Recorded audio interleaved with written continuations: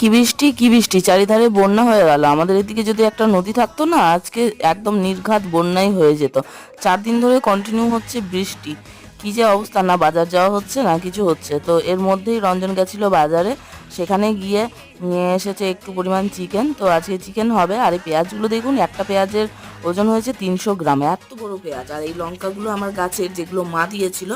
তো রঞ্জন বললো আজকে চিকেনটা অন্যভাবে বানাও। তো সব বাটা মশলা এখানে, জিরের সাথে আদা রসুন গরম মশলা সমস্ত কিছু বেটে নিয়েছি, আর একদম খাঁটি সর্ষের তেলে রান্না করব।